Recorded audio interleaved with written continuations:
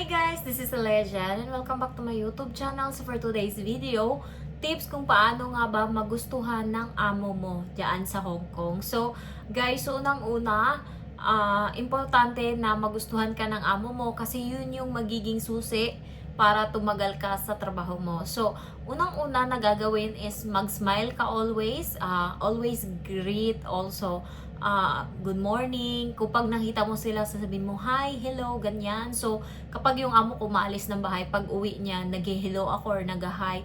Ang mamimiss ng amo ko sa akin is kada aalis sila. Pag alam ko na pauwi na sila, kasi nararamdaman ko pag umuwi sila, kasi tumutunog yung tawag nito, yung elevator, tit ganyan. So, kahit malayo kami na ano ko yan, naririnig ko. So kapag nasa kusina ako, yung kusina malapit sa pinto, naririnig ko talaga yung nun. So alam ko na naparating sila, binubuksan ko na yung pinto. Hindi na nila kailangan na magbukas niyan, maganyan, kasi mas maganda na bukas na, kasi pagpasok nila, diretso na lang sila. So yun yung nagustuhan ng amo ko sa akin. Hindi niya na yan inutos sa akin, ginagawa ko na lang. So next na nagustuhan ng amo ko sa akin, kapag umaalis kasi sila, ayan, pag uwi nila, hi ma'am, ayan, hello sir, ganyan, ganyan ako, mahilig akong bumati. Kaya hanggang sa umalis ako doon sa bahay nila, hindi nawawala sa amin yung mag-greet bawat araw. So, siguro bilang lang yung mga time na nag-greet ako tas hindi na nare-replyan, yung hindi sumasagot. Yun yung mga time na galit yung amo kong babae.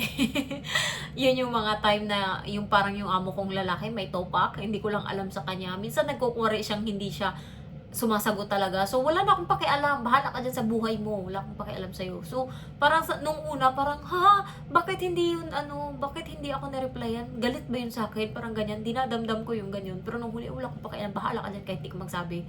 Basta mag-greet ako ganyan. So yung amo kong babae, ramdam ko yan kapag hindi siya nagbabalik ng good morning. Kasi nga, ibig sabihin nun, galit siya sa akin. So, ako naman, nararamdaman nila pagka ganyan kasi nga, di din ako bumabati. Ganyan ako. Or kaya, mararamdaman ng amo ko na galit ako kasi nga, kapag may sinasabi siya, nakayuko lang akong ganyan. Hindi ako nakikipag tinginan sa mata. So, kapag nandito siya sa gilid, nakayuko lang akong ganyan. Okay, ganyan. So, ganun yung ginagawa ko. Naririnig niyo ba ako? Nakalimutan ko yung mic, di ko nalagay. So, yun yung mga time na magustuhan ka ng amo mo kapag mahilig kang ngumiti. Ayan. Kasi, alam nyo guys, mahal na mahal ng matanda ngayon yung bagong katulong. As in, hindi niya pinapahirapan. Alam nyo yung nilulutuan niya, yung Ramadan, pinayagan niya na mag-celebrate ng Ramadan. Yung, alam nyo yun, yung hindi niya pinapayagan yung iba niyang katulong. Walang ganun guys. Na kapag Ramadan, pwede kang hindi kumain buong araw, sa gabi ka na kumain kasi kapag Ramadan, gabi sila kumakain. Ginawa yun ng bagong katulong kasi pinayagan niya. Pero yung mga iba, hindi niya pinagawa yun. Hindi niya pinayagan. Kaya yung dalawang katulong is, may 2 buwan sila na utang na Ramadan doon sa Muslim nila. So, kailangan nilang mag-fasting ng 2 buwan, ganyan. Kasi nga, hindi nila nagawa dito sa Hong Kong. So, kailangan nila yung bawiin. Alam nyo, kapag nagustuhan kayo ng amo nyo, kahit ano yung gusto nyo, basta kaya nilang ibigay. So, yung amo ko, kahit ilang beses akong namatayan, pinauwi niya ako. Ibang amo yun, hindi ka pa uuwiin. Pero yung amo ko, pinayagan.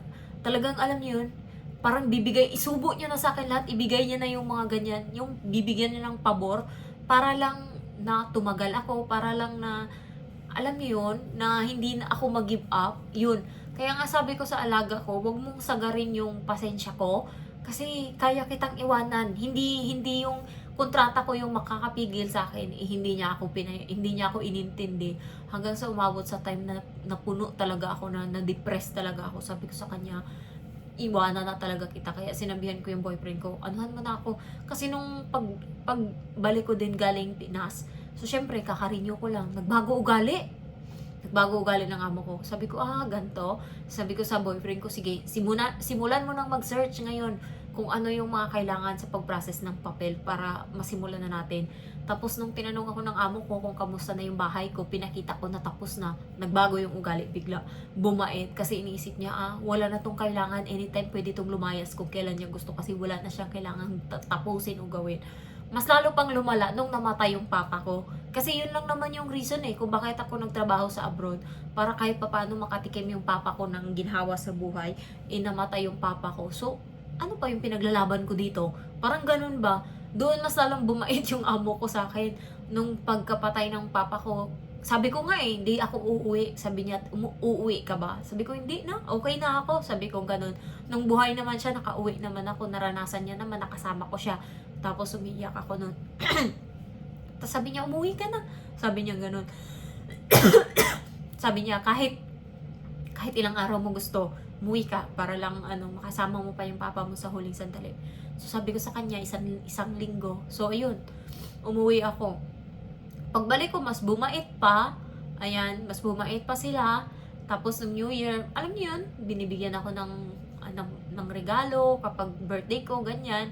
Pero nagbago nung nagpasa ako ng 1 month notice, doon na nagbago. So, unang-una, para magustuhan kayo ng amo nyo, unahin nyo munang gustuhin yung alaga nyo, unahin nyo munang kuhanin yung loob ng alaga nyo. Kasi yun yung magiging talaga, yun yung maging sandata nyo. Kapag hindi kayo pinayagan ng alaga nyo na lumayas, na paalisin ng amo nyo, walang magagawa yung amo nyo, tigil kayo dyan. Ako kahit marami na din akong ginawa, nakikita ng amo ko may pagkakatamaran din ako minsan.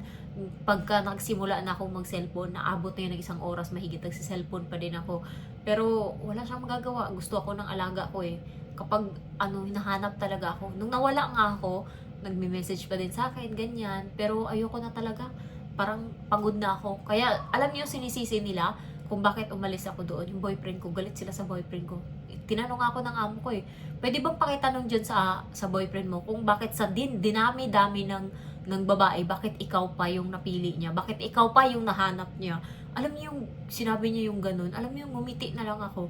Akala niya siguro itatanong ko talaga, hindi ko tinanong. Pero sinabi ko sa boyfriend ko, ikaw yung sinisisi nila kung bakit umalis ako doon. Sabi ng boyfriend ko, di ba gusto mo na din naman talagang umalis, kaya ka nagpasabi sa akin na yung papel nga asikasuhin na. Gusto ko na talagang umalis, gusto ko na makalaya. Grabe yung kamay ko dito. Hanggang ngayon nga, nagdadry pa din to Ilan na kayang ganto yung naubos ko? Yung panggamot sa kamay? Ilang ganyan na yung inubos ko para lang tumino tong kamay ko. Ngayon hindi na siya masakit, pero nagdadry pa din naman siya. Nagdadry pa siya. Ayan, tas madami pa din akong mga peklat dito sa likod kasi kakaligo sa mainit. Ayan, so next na na magustuhan ka ng amo mo sa luto. Dapat unahin mong masarap yung luto mo. Ang technique sa luto is damihan mo ng mantika. Pero baka mapansin ng amo mo, baka ayaw nila ng mantika. So, ka din, baka red flag doon yung mantika. Pero, ang pinaka-technique dyan, oyster sauce, kapag gusto nyo yung maganda yung mukha, pero hindi maalat. And then, yung asin, huwag nyo damihan ng asin. Okay na yung isang gantong asin. Sapat na yun. Ayaw nila ng maalat. Ilang beses ko na sobrang sarap sa pakiramdam ko yung pagkain, pero ayaw nila. So, yun yung nyo, yung sa pagkain, and also sa linis. Ang linis naman, kailangan pinaka-focus kayo is doon sa toilet. Kasi yung mga amo doon madalas tumatambay. Ginagawa nila yung tambayan, yung toilet. Doon sila nakaupo, tumatay habang nagsiselfone ng matagal. Ayan, so kailangan malinis yun, mabango yun. And also, yung mga gawain na hindi niya inutos, pero alam mo naman na gawain siya, gawin mo na, katulad nung sa akin. Hindi inutos na linisin ko yung mga screen ng bahay, pero ginawa ko. Kaya natutuwa yung amo ko kasi ang linis ng bahay. So ngayon, bahala siya doon sa buhay niya. And then, hindi niya din ako inutusan na linisin yung glass ng shower room. Pero nilinis ko kasi nga ang daming yung sabon ba na stain. So, nilagyan ko ng CIF kasi sa Pangyaws na group, marami doon nagtatanong anong gawin, ganyan. So magkakaroon ka ng technique kung paano mas mapa-improve pa yung paglilinis mo ng bahay. So ganun yung ginagawa ko para mas may pa ako ba, para alam niyo yun, napapansin ng amo ko, hindi ko yan inutos sa'yo bakit mo ginagawa, bakit alam mo gawin yan. Sabi ko sa kanya, yun lang kasi yung way para mas alam niyo yun, mas okay. Kasi kasama din naman akong tumitira dito sa bahay And also, yung sa pagluluto, yung mga technique, nakita niya ako yung tofu, yung tokwa. Di ba nakalagay yan sa mahaba na, yung mamahalin kasi na tokwa, nakalagay yan sa hindi yung sa palengke galing. So dati, nahirapan ako niyan tanggalin. Pero nung nakahanap ako ng technique na kailangan gupitin mo lang yung isang gilid para lumuwag, makapasok yung hangin para lumabas yung tokwa. Tapos nang tinuro ko yun sa kanya nito, sabi niya, ang dami mo palang na nalaman na technique dito sa kusina.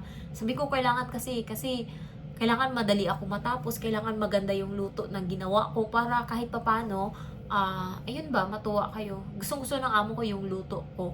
Kasi nga, kuha ko yung lasa na gusto niya. So, nung alis na ako, ilang araw na lang, grabe, araw-araw, 2 linggo kaming ganun. Nakada magluluto ako, nandun siya nakatunga nga, ano ginilagay mo, ano, ang tanong. Tapos nilalagay niya, sa cellphone ko, isusulat niya doon kung ano yung mga nilagay ko. Ilang tasa ng ganito, ilang kutsara ng ganyan yung nilagay mo. Makakapikon siya kasi imbis na mo padali mo pa yung trabaho mo, mas tumatagal. Kaya dapat yung luto ko, 10:00 pa lang, tapos na ako lahat sa trabaho ko, maabot pa ako ng 12:00. Kaya bago ako talaga nakapunta dito bago ako nakapag-Vietnam, yung katawan ko pagod na pagod. Tapos eto, kaya pagdating ko nagpahinga talaga ako maigi. Sabi ko sa boyfriend ko, hayaan mo muna ako magpahinga, huwag mo muna akong istorbohin. So, buti na lang kamo, niyaan niya din akong natulog ako, ganyan, nagpahinga talaga ako. Ngayon nakabawi na ako ng lakas, thanks God. Okay na ako. Hindi ko lang alam kung yung mukha ko okay na din. Pero yun, inalagaan niya ako kapag may mga sakit-sakit ako, yan, sipon, ganyan, alaga niya yan. So, binibilhan niya ako ng gamot. Siya din bumili ng gamot ko sa pigsa. Kasi ito yung time na nagmaoy ako. Dahil lang sa, naki-share ata siya sa fried rice ko. Tapos, hindi naman sa ang gusto niya kasing mangyari nun, sabi niya, sa'yo na tong kanin ko. Parang napikon ako. Meron na akong fried rice, umorder ako. Bakit ibibigay mo sa akin yung kanin mo? Hindi wala ka ng kanin. Parang, ha? Ganun na ba ako kasiba para ibigay mo sa akin lahat? Ginanon ko siya. Yun yung pinag-awayan namin. Gago talaga ako. Ayan. So, umalis ako. So, siya na lang naghanap ng gamot ko para sa pigsa. Kasi nung time na yon parang nagsisimula na namang sumakit yung yung singit ko, yung pigsa. Parang may bago na namang pigsa na tutubo. Tapos masakit na siya. Parang Pero nung nakainom na ako ng gamot, hindi na siya pumutok. Tapos bigla na lang siyang nag-low down. Hanggang sa nawala. Hanggang sa hindi ko na naramdaman ngayon. Tapos ko na yung 7 days. Siguro naman, sana naman, hindi na siya babalik. Kasi healthy naman na ngayon yung kinakain ko. Puro gulay na, puro karne. Kumpleto na. Ayan, may sabaw. Ayan, package na lahat. Sana naman hindi ka na bumalik. Nakakapagod. Ang dami ko ng peklat. Ayan, so, ayun lang guys. Kung gusto ko yung magustuhan kayo ng amo nyo, just be yourself. And then, wag munang gamit ng cellphone kapag bago kayo. And dapat kapag bago kayo, wag yung pautos pa kayo. Dapat magkusa na kayo. Kasi ayaw nila ng katulong na pala upo. Tsaka ka na umupo kapag umabot ka na ng mga 6 months. Ayan. Pagod ako dati. Alam nyo lang, yung pahinga ako gabi na sobrang sakit na ng binti ko niyan, as in. Kaya wag niyo akong ginaganyan-ganyan. Grabe yung pinagdaanan ko bago ko nagawang makalayas doon. So, thank you for watching and I love you all. Bye-bye.